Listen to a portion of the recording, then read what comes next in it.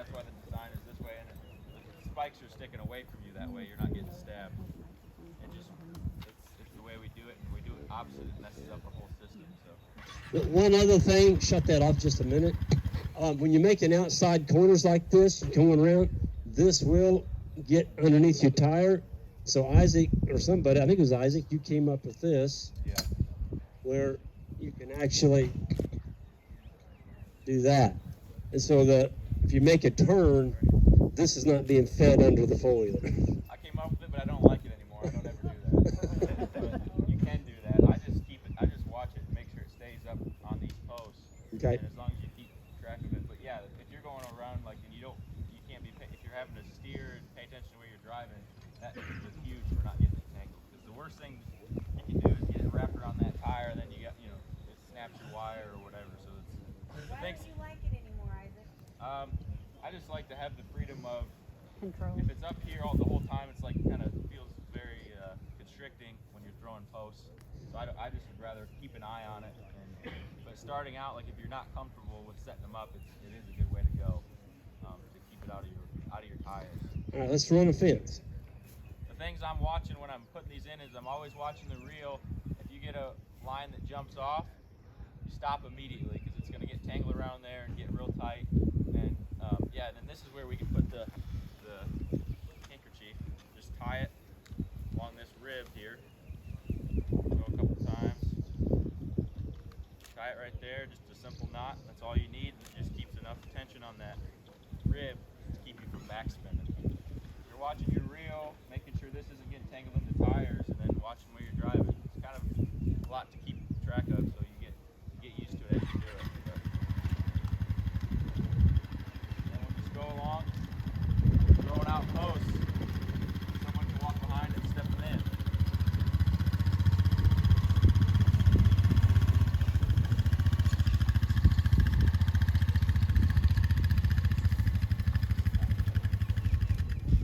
Simple as that. You do miles of fence that way. So you guys, Isaac, you all typically go out on Friday and you'll sit up the whole weekend in a couple hours on everything, sheep, cattle, bulls, whatever. Because I don't like these guys out here doing this on weekends.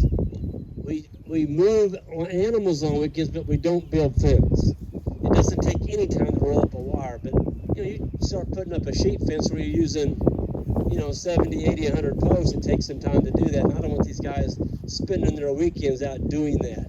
They need, you need to do other things. You don't want to get burnt out. You got to get off the farm and go do other things. Question over here. So do you do it different if you're by yourself? Yes, let me answer that. So I've been doing it by myself because I'm doing the bull herd while they're doing calving season. I'm letting these three handle the cow mob. I'm doing the bulls. So as I go by myself, Isaac, roll this up and come back to here. I'll show you. It's actually pretty darn easy to do by yourself. I went, 10 to 12 years without an intern. I did everything myself. So this is how I did it.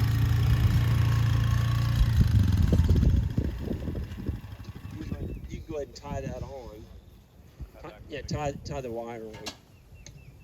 And I can't hold this one.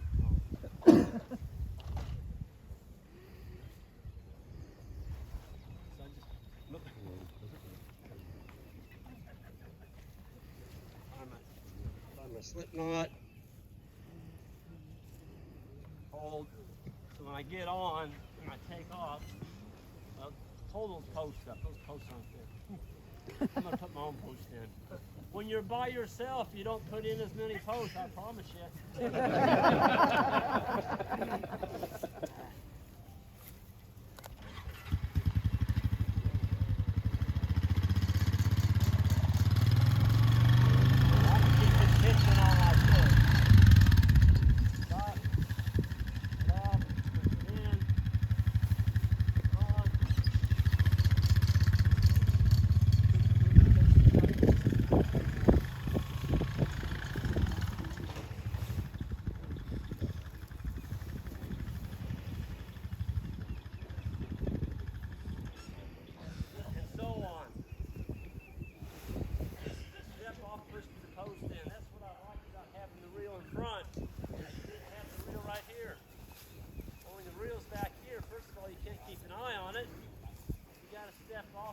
post, you got to go back here to put the wire on.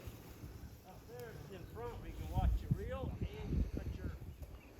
and you can put your wire on a lot easier. So I really like that setup. I did do a video, it's probably been 2 years ago now.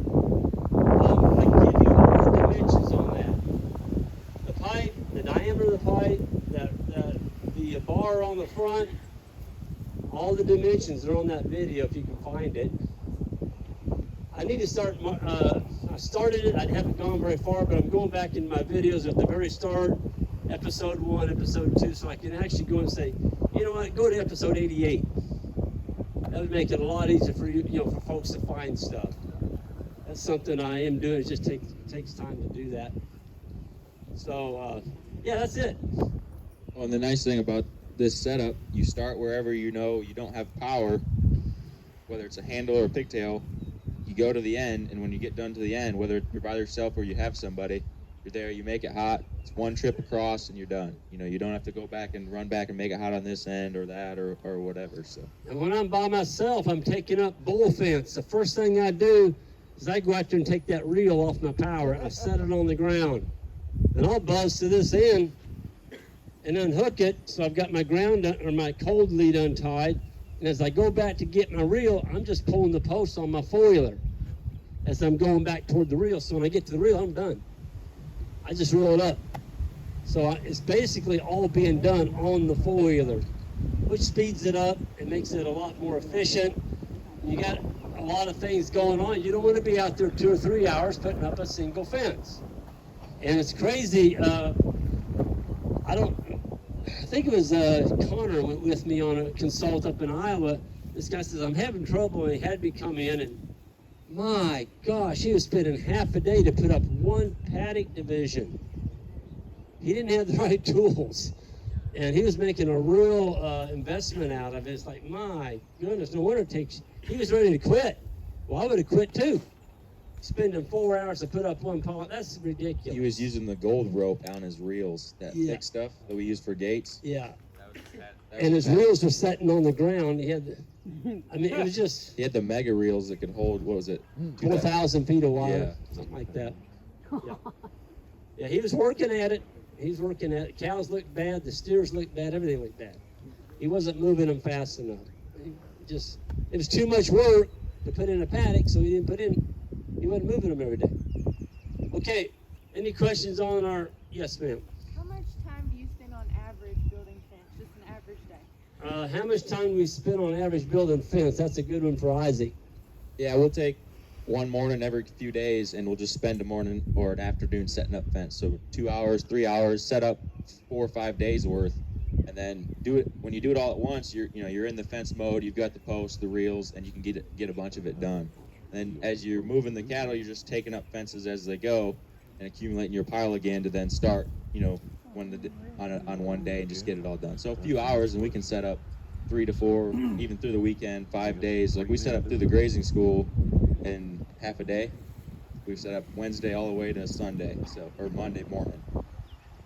So when people tell you I don't have time to move my cattle, I don't have time to be out there putting in paddocks, what they're telling you is they don't have time to be in the grazing business. Because if you don't put up this wire and keep those animals moving, what we've been hearing in here, you got to keep your animals moving.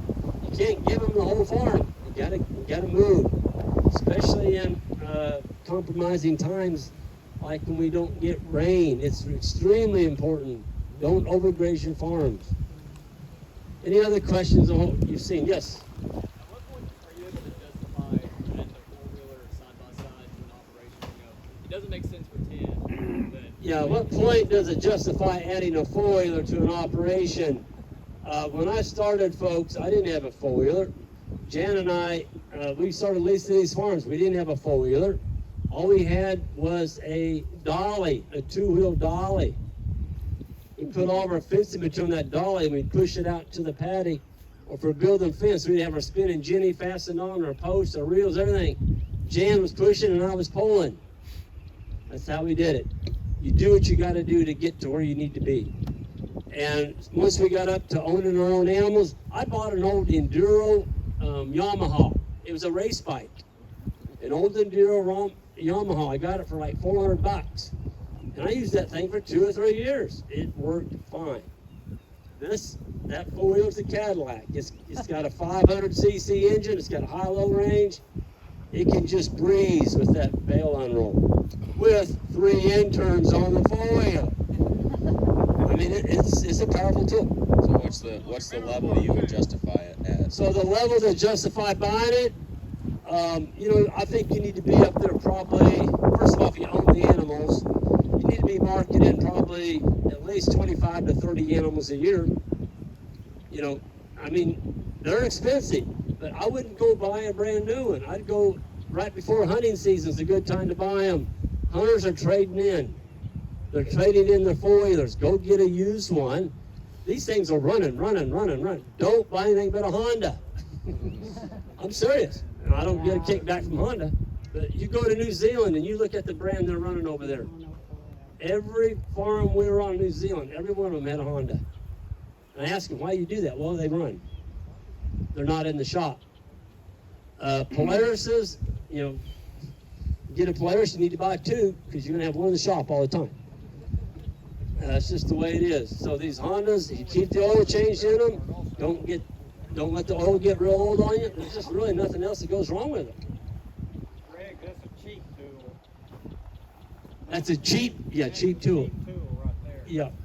What you do with it and the time it saves you, Yep. worth every penny. Yeah, I mean, if you go buy a tractor, first of all, you can't do on a tractor what you can do on that four-wheeler. When it's raining and your farm is wet and mushy, how are you going to feed them? You going to have sacrifice lot? If you do, you got to have a tractor. You can muck up your farm. That darn thing there, you can hop on. You can get a 1,200-pound bale of hay out to those cattle. You haven't tore up your farm. The animals are all fed. You go back to the house. You burn maybe a pint of gas. On a tractor, to get it started warmed up, you're going to burn half a gallon. So, and you got, $50,000, $100,000 on a four-wheel drive front wheel assist tractor.